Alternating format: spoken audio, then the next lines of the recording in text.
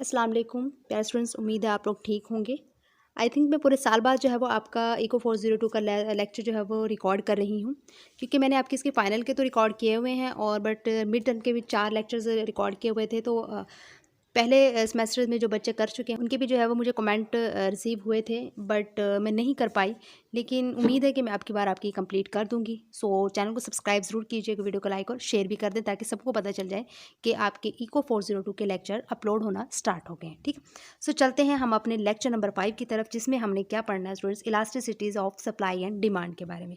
ठीक है, so focus अपना सारा यहाँ पे कर लीजिएगा, जो भी आप काम कर रहे हैं वो छोड़ दीजिएगा। स्टूडेंट, हमारे पास पहला जो पॉइंट है इनकम इलास्टिसिटी ऑफ डिमांड है। ये क्या होती है?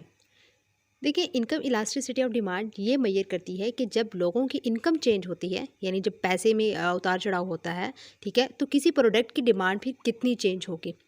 यानी अगर लोगों की इनकम बढ़ जाए तो क्या वो चीज़ें ज़्यादा ख़रीदेंगे, या फिर अगर इनकम कम हो जाए तो क्या वो चीज़ें जो है वो कम ख़रीदेंगे। इसी रिलेशनशिप को हम इनकम इलास्टिसिटी कहते हैं। ठीक है, अब यहाँ पर भी हमें जो बताया गया है यही बताया गया है। इनकम इलास्टिसिटी ऑफ डिमांड हमें क्या बता रही है कि इनकम में 1% चेंज होने से डिमांड कितने परसेंट जो है वो चेंज होगा। ठीक है, अब आपके पास यहाँ पर जो है एक फार्मूला दिया हुआ है। ये इलास्टिसिटी, इनकम इलास्टिसिटी का फार्मूला है del Q by Q over del I by I. ठीक है, या आप इसको इस तरीके से लिख सकते हैं, I by Q multiply del Q by del I. Del का मतलब चेंज होता है। ठीक है, फार्मूला आपने ज़रूर याद रखना है इलास्टिसिटी का, क्योंकि आपका एक जो है वो न्यूमेरिकल ज़रूर आता है पेपर में। अगर न्यूमेरिकल आपका शॉर्ट लॉन्ग में नहीं आएगा तो आपसे वो क्विज़ में ज़रूर पूछेंगे, बट मोस्ट इंपॉर्टेंट है ये इलास्टिसिटी।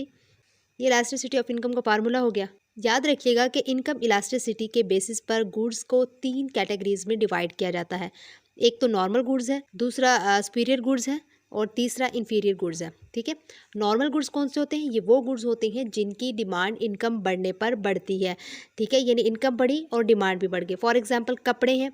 ठीक है, अगर जैसे जैसे आपके पास ज़्यादा इनकम आएगी आप ज़्यादा कपड़े खरीदना शुरू कर देते हैं। फ्रूट्स हो गए, मोबाइल्स, पैकेजेस हो गए। ठीक है, जब जब पैसा ज़्यादा हो जाता है तो लोग इन चीज़ों पर ज़्यादा खर्चा करते हैं। सुपीरियर गुड्स कौन से होते हैं? ये नॉर्मल गुड्स का ही एक स्पेशल टाइप है। इनकम बढ़ने पर इनकी डिमांड बहुत ज़्यादा बढ़ती है, मतलब इनकम बढ़ेगी तो डिमांड भी बहुत ज़्यादा बढ़ जाएगी। फॉर एग्जांपल कार्स आ गए, ब्रांडेड क्लॉथ्स आ गए, एयर ट्रैवल आ गए, एक्सपेंसिव फ़ोन्स वगैरह आ गए। ठीक है, जैसे आईफोन आजकल चल रहे हैं जो सबसे ज़्यादा महंगे हैं। ठीक है, तो लोगों के पास जितनी ज़्यादा इनकम बढ़ती है, ठीक है, तो फिर वो ज़्यादा से ज़्यादा खर्चा, ज़्यादा से ज़्यादा ब्रांडेड चीज़ें यूज़ करते हैं। तो जब इनकम बढ़ेगी तो लोग लग्जरी लाइफस्टाइल अडॉप्ट करते हैं। ठीक है, तीसरी बात है इन्फीरियर गुड्स। ये जो है सबसे इंटरेस्टिंग कैटेगरी है। इनकम बढ़ने पर इनकी डिमांड कम हो जाती है। ठीक है, मतलब इनकम बढ़ी और डिमांड कम। ये हमारे वाला हिसाब है जो हम जैसे नॉर्मल लोग हैं। ठीक है, हम चाहते हैं सस्ती से सस्ती चीज़ें, जैसे दाल, आटा, लोकल ट्रांसपोर्ट हो गई। ठीक है, यूज्ड क्लॉथ्स हो गए। क्यों? क्योंकि जब लोग अमीर हो जाते हैं तो वो बेटर अल्टरनेटिव्स ले लेते हैं, बस से कार पर शिफ्ट हो जाते हैं। लेकिन हम जैसे जो लोग हैं वो क्या कर सकते हैं भाई, वो तो यही चाहेंगे कि जो जितना सस्ती से सस्ती चीज़ें मिल जाए हमें वो ही बेटर है। ठीक है, तो ये चीज़ें 3 टाइप की ये जो है वो कैटेगरीज़ है। तो आपने क्या करना है स्टूडेंट्स, ये इनकम इलास्टिसिटी का फार्मूला भी याद करना है और ये डेफिनेशन जो बताई ये भी याद करना है। अब आपके पास स्टूडेंट्स एक जो है ये दिखाई हुई है डायग्राम। इसमें लिखा हुआ income elasticity less than 1 but greater than 0 normal goods. यानी इनकम इलास्टिसिटी जो है वो 1 से लेस देन होती है बट 0 से ग्रेटर देन होती है, किस में? नॉर्मल गुड्स में। नेगेटिव इनकम इलास्टिसिटी मतलब इन्फीरियर गुड्स है, और इनकम इलास्टिसिटी ग्रेटर देन 1 होगी, 1 से ग्रेटर देन होगी किस में? सुपीरियर गुड्स में। ठीक है, ये चीज़ें क्विज में भी आपसे पूछी जाएंगी, तो याद रखिएगा। इसके बाद हम आगे आ जाते हैं। अब हम बात करेंगे क्रॉस इलास्टिसिटी ऑफ डिमांड के बारे में।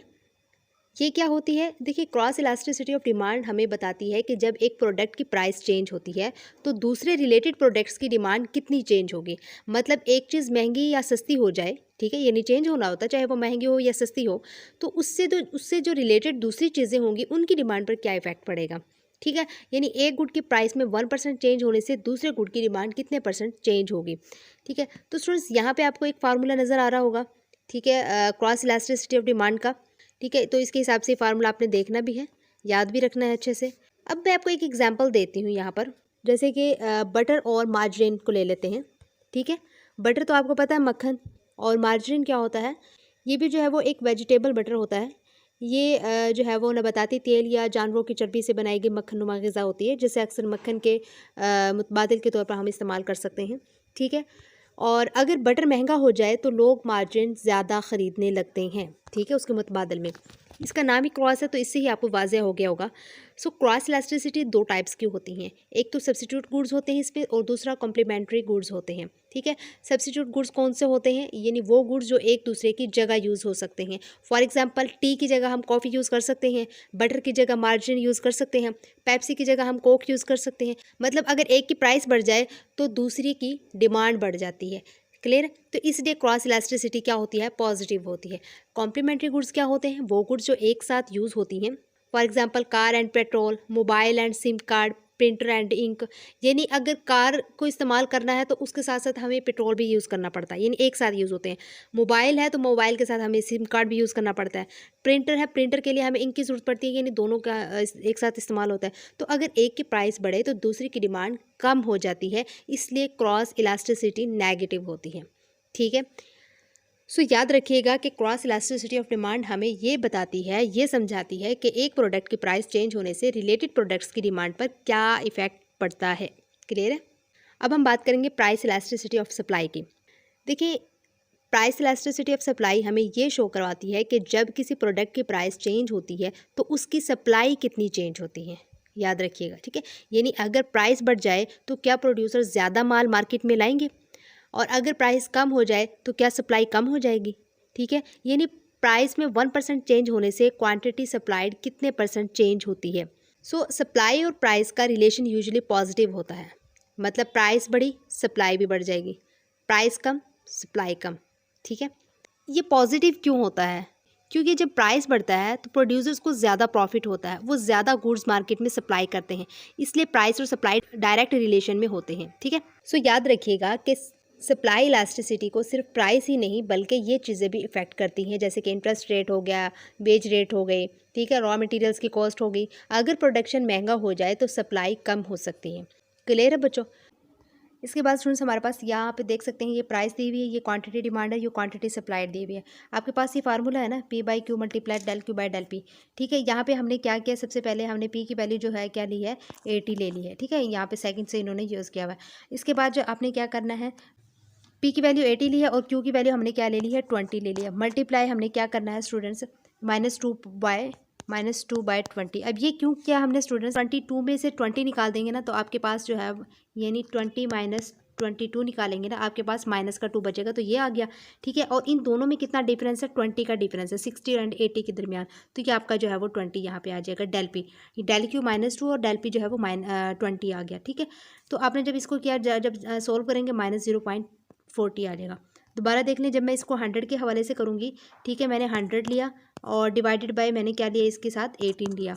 मल्टीप्लाई, अब देखिए इन दोनों में कितना, 18 माइनस 20 किया तो मेरे पास क्या आ जाएगा, -2। और यहाँ पे भी इन दोनों के दरमियान कितना डिफरेंस है, 100 और 20 में 180 में 20 का डिफरेंस। सोल्व करेंगे आपके पास -56 आ जाएगा, ठीक है? आगे हम जो है वो the market for wheat solve करेंगे। जी स्टूडेंट्स, यहाँ पे आपका मैंने क्वेश्चन जो है वो रीराइट किया है ताकि जो चीज़ें आपकी डायरेक्ट की हुई वो यहाँ पे मैंने कर दी हैं। Quantity supply and quantity demand दी गई है हमारे पास, और हमें पता है कि quantity of supply and quantity of demand जो है वो इक्वल हो जाए तो मतलब वहाँ पे इक्विलिब्रियम है, ठीक है? सो यहाँ पे मैंने इनकी जो वैल्यूज़ थी इन दोनों को इक्वल रख दिया है। यहाँ पे जो इनकी दी गई थी हमारे पास quantity of supply quantity of demand दोनों इक्वल की हैं, ठीक है? यहाँ से मैंने जो पी वाली वैल्यूज़ थी यहाँ पे कर दी और ये नंबर से ये मैंने अलग कर दिए, ठीक है? तो फिर मैंने जब इनको ऐड किया पी वाली वैल्यू को, तो पी वाली वैल्यू मेरे पास जो है वो 506 पी बनी और ये जो है वो माइनस हो गया, तो यहाँ पे आके तो 1750 बन गया। पी की वैल्यू निकालने के लिए 1750 को डिवाइड किया मैंने, यहाँ 506 जो इधर आ गया था डिवाइड हो गया, पी इज इक्वल टू 3.46 आ गया, ठीक है? यहाँ से अब हमने क्वांटिटी ऑफ सप्लाई की जो इक्वेशन थी वो ली है हमने, ठीक है? वहाँ पर पी जो जहाँ पे था, पी की जगह पे मैंने $3.46 पुट किया, ठीक है? 1800 प्लस 830 आ गया, तो इनको ऐड किया तो मेरे पास 2630 बन गया, ठीक है? अब आपको पता है इलास्टिसिटी का फार्मूला क्या होता है हमारे पास, D Q by D P multiply P by Q. अब आपने क्या किया, क्वांटिटी ऑफ डिमांड की जो इक्वेशन थी वो ली, अब मैंने इसको क्या है वो डेरिवेटिव लिया इस इक्वेशन का, तो D Q D by D P is equal to ये 0 बन जाता है कॉन्स्टेंट, ठीक है? माइनस और ये 26 आ जाएगा। तो वैल्यू आपकी जो है वो निकलती है -266 निकलती है। ये चीज़ें आपको आती हैं बट मैंने कर दी हैं ताकि आपको आसानी हो, ठीक है। ज़्यादा अगर फिर भी ना समझ आए मुझे बता दिए कि मैं नेक्स्ट में जो है वो इसको नेक्स्ट लेक्चर में आपको अगेन दोबारा भी समझा सकती हूँ।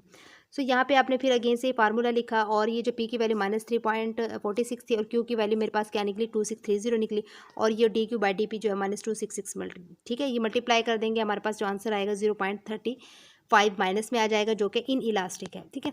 फिर आपने क्यू एस की इक्वेशन ली, ठीक है। वहाँ पर भी इसको भी आपने डेरिवेटिव लिया तो इसका जो आपका डेरिवेटिव निकलता है 240 निकलता है। फिर आपने इसी तरह इलास्टिसिटी का फार्मूला अपने लिखना है और उसमें ये वैल्यूज़ पुट करनी है तो आपके पास 0.32 निकलेगा जो कि ये भी इन इलास्टिक है, ठीक है। फिर अब आपको जो है वो दिया गया है कि assume the price of wheat, कि गंदम की जो वीट है वो आपको दी गई है $4 पर बुशल, ठीक है। तो आप क्या करेंगे, क्वांटिटी ऑफ डिमांड की आपने एक जो है वो इक्वेशन ली है और वहाँ पर जो है पी की जगह पे आपने क्या पुट किया, 4 पुट किया। 4 पुट करने के बाद मल्टीप्लाई माइनस जमा जो भी करना होगा वो करेंगे तो आपके पास 2486 आ जाएगा। फिर आपका जो है वो फार्मूला आपने पुट करना है, ठीक है। ये इसमें फार्मूले में पुट करके आपने वैल्यूज़ पुट कर दी है और जो है वो यहाँ पे आपका -0.43 आंसर आ जाएगा, ठीक है। तो ये आपका सिंपल सा क्वेश्चन था, ये अच्छे से कीजिएगा, क्लियर। अब हम बात करेंगे short run versus long run elasticities के बारे में, ठीक है। देखिए, price elasticity of demand time के साथ चेंज होती रहती है। मतलब जब लोगों के पास कम टाइम होता है रिस्पॉन्स देने का या ज़्यादा टाइम होता है एडजस्ट करने का तो डिमांड का रिएक्शन डिफरेंट होता है। शॉर्ट रन क्या होता है, शॉर्ट रन का मतलब होता है कम वक्त, शॉर्ट टाइम पीरियड। इस पीरियड में लोग अपनी हैबिट्स जल्दी चेंज नहीं करते, अल्टरनेटिव्स ढूंढने का टाइम नहीं होता क्योंकि उनके पास, इसलिए रिस्पॉन्स वीक होता है। लॉन्ग रन क्या होता है, लॉन्ग रन का मतलब होता है लंबा वक्त यानी लॉन्ग टाइम पीरियड। इस पीरियड में लोग जो है वो क्या करते हैं, ईजिली अपनी हैबिट्स चेंज कर लेते हैं, अल्टरनेटिव्स भी ढूंढ लेते हैं, एडजस्ट भी हो जाते हैं, इसलिए रिस्पॉन्स स्ट्रॉन्ग होता है, ठीक है। मोस्टली गुड्स में शॉर्ट रन इलास्टिसिटी कम होती है और जबकि लॉन्ग रन इलास्टिसिटी ज़्यादा होती है, ठीक है। जैसे कि फॉर एग्जांपल अगर पेट्रोल महंगा हो जाए तो शॉर्ट रन में लोग जो है वो जल्दी कार यूज़ करना जो है वो नहीं छोड़ सकते, इसलिए डिमांड क्या होगी, कम चेंज होगी। लॉन्ग रन में क्या होता है, हमें टाइम मिल जाता है, हम क्या करते हैं अपनी बड़ी कार्स को छोड़ देते हैं, हम छोटी कार्स ले लेते हैं, पब्लिक ट्रांसपोर्ट यूज़ कर लेते हैं, ठीक है, इसलिए डिमांड ज़्यादा चेंज होती है। कुछ गुड्स में उल्टा होता है, ड्यूरेबल गुड्स यानी लंबी उम्र वाली जो चीज़ें होती हैं जिनके पास जो लंबा लंबा जो है वो खींचती हैं चीज़ें, जैसे कि कार्स हो गई, ये लंबे टाइम तक चलती हैं, फ्रिज हो गया, टीवी हो गई, ये लंबे टाइम तक चलते हैं। इनमें क्या होता है कि शॉर्ट रन इलास्टिसिटी ज़्यादा होती है और लॉन्ग रन इलास्टिसिटी कम हो सकती है। क्यों? क्योंकि शॉर्ट रन में लोग डिले कर देते हैं परचेज करना, लेकिन लॉन्ग रन में जो है वो इवेंचुअली बाय कर ही लेते हैं लोग, ठीक है। सो याद रखिएगा, short run less response, long run मोर रिस्पॉन्स। मोस्टली गुड्स में लॉन्ग रन ग्रेटर देन होते हैं शॉर्ट रन से, और ड्यूरेबल गुड्स में क्या होता है कि शॉर्ट रन ग्रेटर देन होता है लॉन्ग रन से, ठीक है। तो यहाँ पे स्टूडेंट्स, यहाँ पे एक शॉर्ट रन दिखाया हुआ है गैसोलीन का, ठीक है। यहाँ पर आप देख सकते हैं people tend to drive smaller and more fuel efficient cars in the long run में। यही वही चीज़ है जो मैंने आपको बताई, लॉन्ग रन में लोग क्या कर सकते हैं और शॉर्ट रन में कैसे जो है वो अपने लाइफस्टाइल को चेंज करते हैं, ठीक है। ये चीज़ वही है। इसके बाद यहाँ पे automobiles short run and long run demand curves में दिखाया हुआ है, ठीक है। यानी पीपल में put off immediate consumptions but eventually older cars must be replaced. Long run में लोग क्या करते हैं कि अपनी कार, जो बड़ी कार्स होंगी तो फिर वो छोटी कार्स ले लेते हैं, ठीक है, या फिर वो लोकल बस यूज़ करते हैं, ठीक है। तो यानी लॉन्ग रन में जो है वो लोगों के पास टाइम होता है, वो एडजस्ट कर लेते हैं चीज़ें, ठीक है। लेकिन अब हम इसकी थ्योरी पर आते हैं। देखिए, याद रखिएगा कि इनकम इलास्टिसिटी और प्राइस इलास्टिसिटी दोनों टाइम के साथ चेंज होती हैं। मतलब शॉर्ट रन में लोग जो है वो कम एडजस्ट करते हैं, लॉन्ग रन में लोग ज़्यादा एडजस्ट कर लेते हैं, ठीक है। ज़्यादातर गुड्स और सर्विसेज में क्या होता है, शॉर्ट रन में इलास्टिसिटी कम होती है और लॉन्ग रन में इलास्टिसिटी ज़्यादा होती है। मैं रिपीट कर रही हूँ ताकि आपको जो है वो ज़हन-नशीन रहे, क्योंकि टाइम मिलने पर लोग अपनी हैबिट्स चेंज कर लेते हैं और न्यू ऑप्शंस ढूंढ लेते हैं, ठीक है। फॉर एग्जांपल कार्स और गैसोलिन्स की हमने एग्जांपल देते हैं। कार्स और गैसोलीन एक दूसरे से रिलेटेड होते हैं। कार्स में मतलब कार्स मीन ऑटोमोबाइल और गैसोलीन मतलब फ्यूल, इन दोनों को हम कहते हैं कम्प्लीमेंट्री गुड्स, ठीक है। अब इनकम इंक्रीज का इफेक्ट क्या होगा, जब लोगों की इनकम बढ़ती है तो वो बड़ी और अच्छी कार्स खरीदते हैं। इसका मतलब कार्स और गैसोलीन दोनों की डिमांड पर असर होता है। टाइम के साथ क्या होता है, लोग ज़्यादा ड्राइविंग करते हैं, इसलिए गैसोलीन की डिमांड भी बढ़ जाती है, जो फ्यूल होता है। इसलिए गैसोलीन की इलास्टिसिटी लॉन्ग रन में ज़्यादा होती है। ऑटोमोबाइल का जो है वो बिहेवियर क्या होगा, देखिए कार्स एक ड्यूरेबल गुड्स हैं, यानी जो लंबे टाइम तक चलते हैं, इसलिए बिहेवियर डिफरेंट होता है। शॉर्ट रन में लोग अचानक ज़्यादा कार्स खरीद सकते हैं, इनकम बढ़ने पर डिमांड जल्दी चेंज होती है। बट लॉन्ग रन में क्या होता है, लोग पहले से कार्स ले चुके होते हैं, अब सिर्फ जो है वो पुरानी कार्स रिप्लेस होती है, ठीक है, लॉन्ग रन में। इसलिए कार्स की लॉन्ग रन इलास्टिसिटी कम हो जाती है, ठीक है। तो याद रखिएगा, गैसोलीन की शॉर्ट रन इलास्टिसिटी लो होती है जबकि लॉन्ग रन इलास्टिसिटी हाई होती है। जबकि ऑटोमोबाइल्स में शॉर्ट रन इलास्टिसिटी हाई होती है जबकि लॉन्ग रन इलास्टिसिटी लो होती है, ठीक है। अब हम बात करेंगे सप्लाई की। देखिए, price elasticity of supply time के साथ चेंज होती है। मतलब शॉर्ट रन में प्रोड्यूसर्स के पास कम टाइम होता है एडजस्ट करने का, लॉन्ग रन में प्रोड्यूसर्स के पास ज़्यादा टाइम होता है एडजस्ट करने का। सो ज़्यादातर गुड्स और सर्विसेज में क्या होता है, शॉर्ट रन में सप्लाई इलास्टिसिटी कम होती है और लॉन्ग रन में सप्लाई इलास्टिसिटी ज़्यादा होती है। क्यों? क्योंकि लॉन्ग रन में प्रोड्यूसर्स जो है मशीन इंक्रीज़ कर सकते हैं, फैक्ट्रीज एक्सपैंड कर सकते हैं, ज़्यादा वर्कर्स हायर कर सकते हैं, तो इसलिए सप्लाई को एडजस्ट करना ईजी हो जाता है। सो याद रखिएगा कि कुछ गुड्स में उल्टा होता है, जैसे कि ड्यूरेबल में यानी जो लंबे टाइम तक चलती हैं, जबकि रिसाइकलेबल गुड्स जो दोबारा यूज़ होने वाली चीज़ें होती हैं, ठीक है, इनमें कुछ जो है वो उल्टा सिस्टम होता है। अब इन गुड्स में क्या होता है, इन केसेस में जब शॉर्ट रन में सप्लाई ज़्यादा फ्लेक्सिबल होती है और लॉन्ग रन में सप्लाई कम फ्लेक्सिबल होती है, ठीक है। सो रिसाइकल गुड्स में क्या होता है, जैसे कि जो स्क्रैप मेटल होता है, ठीक है, यानी शॉर्ट रन में लोग जो है वो पुराना मटेरियल बेच देते हैं, सप्लाई जल्दी बढ़ जाती है, जबकि लॉन्ग रन में सेम मटेरियल लिमिटेड होता है, यानी सप्लाई उतनी नहीं बढ़ती, ठीक है। सो ड्यूरेबल गुड्स का आपको पता ही कि शॉर्ट रन में स्टॉक अवेलेबल होता है, सप्लाई ज़्यादा हो सकती है, और लॉन्ग रन में प्रोडक्शन स्लो या लिमिटेड हो जाता है, सप्लाई ग्रोथ वहाँ पर कम हो जाती है, ठीक है। और याद रखिएगा, जो टाइप्स ऑफ गुड्स थे वो मोस्ट गुड्स ड्यूरेबल्स या फिर जो है वो रिसाइकलेबल्स गुड्स होते हैं। अब मोस्ट गुड्स में क्या होता है कि short run supply low elasticity, long run supply high elasticity, but के रिसाइकलेबल्स में क्या होता है, शॉर्ट रन हाई होता है और जबकि लॉन्ग रन लो इलास्टिसिटी होती है, ठीक है। अब यहाँ पे जो है वो आपको डायग्राम्स दिखाई हुई हैं, ठीक है, short run and long run की। ये लिखा हुआ भी है कि primary copper short run and long run supply curves दिखाई हुई हैं। और ड्यू टू लिमिटेड कैपेसिटी में क्या होता है कि firms are limited by output constraints in the short run, in the long run they can expand, ठीक है। जबकि सेकेंडरी में क्या दिखाया हुआ है कि प्राइसेस इंक्रीज होती हैं तो provide an incentive to convert scrap, यानी जो रिसाइकलेबल जो हमारे होते हैं, ठीक है, उन गुड्स को हम क्या करते हैं, यूज़ करते हैं, और कॉपर इनटू न्यू सप्लाई, और in the long run this stock of scrap copper begins to fall. ये वही चीज़ें हैं जो मैंने अभी आपको बताई हैं, ठीक है। अब हम बात करेंगे weather in Brazil and the price of coffee in New York, ठीक है। कॉफ़ी की प्राइस जो न्यूयॉर्क में होती है वो सिर्फ न्यूयॉर्क की वजह से चेंज नहीं होती, बल्कि ब्राज़ील के वेदर का भी जो है वो इस पर इफ़ेक्ट होता है। देखिए, ब्राज़ील दुनिया का एक बड़ा कॉफ़ी प्रोड्यूसर है। अगर ब्राज़ील का वेदर अच्छा हो तो ज़्यादा कॉफ़ी प्रोड्यूस होती है, सप्लाई बढ़ जाती है और कॉफ़ी प्राइस कम हो जाती है। अगर ब्राज़ील में ख़राब वेदर हो, बारिश या ड्रॉट हो, तो कॉफ़ी क्रॉप कम होता है, ठीक है, और सप्लाई कम हो जाती है, कॉफ़ी प्राइस बढ़ जाती है फिर, ठीक है। इलास्टिसिटी समझाती है कि प्राइस इतनी ज़्यादा क्यों चेंज होती है। कॉफ़ी की प्राइस इसलिए जो है वो ऊपर नीचे होती रहती है क्योंकि सप्लाई वेदर पर डिपेंड करती है और सप्लाई शॉर्ट रन और लॉन्ग रन में डिफरेंट बिहेव करती है, ठीक है। ब्राज़ील का वेदर सडन चेंज होता है और सप्लाई इंस्टेंटली एडजस्ट नहीं होती, प्राइस बहुत चेंज हो जाती है।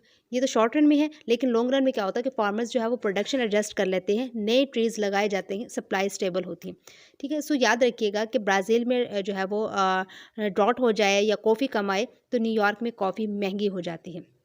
कॉफ़ी प्राइसेस इसलिए अनस्टेबल होती हैं क्योंकि सप्लाई नेचुरल फैक्टर्स पर डिपेंड करती है और इलास्टिसिटी शॉर्ट रन और लॉन्ग रन में डिफरेंट होती है। आगे स्टूडेंट्स, ये आपको दिखाया हुआ है, फ्रीज और डॉट डिक्रीजेज द सप्लाई में शॉर्ट रन में क्या होता है, सप्लाई जो है वो इस कम्प्लीटली इन इलास्टिक हो जाती है, डिमांड भी जो है वो रिलेटिवली इन इलास्टिक हो जाती है, वेरी लार्ज चेंज आ जाता है इन प्राइस में, ठीक है। और इंटरमीडिएट रन में क्या होता है, supply and demand are more elastic होते हैं, ठीक है, और प्राइस पास बैक टू होती है, क्वान्टिटी पास टू हो जाती है, ठीक है। और लॉन्ग रन में क्या होता है, supply is extremely elastic and price falls backs to pure not, ठीक है, यानी और जो है quantity increases to cure not. ये चीज़ें वो चीज़ें जो आप अगर आपको थ्योरी समझ आ जाती है ना स्टूडेंट्स, तो आपको जो है ये डायग्राम समझने की इतनी ज़्यादा ज़रूरत नहीं पड़ती जब आपको उसका जो टॉपिक है वो समझ आ जाए। क्लियर स्टूडेंट्स, यहाँ पे आपका लेक्चर नंबर 5 कंप्लीट हो जाता है। उम्मीद है चीज़ें क्लियर हुई होंगी। इंशाल्लाह मिलेंगे बहुत जल्द नेक्स्ट लेक्चर में। इजाज़त दीजिएगा। Thank you so much and अल्लाह हाफिज़।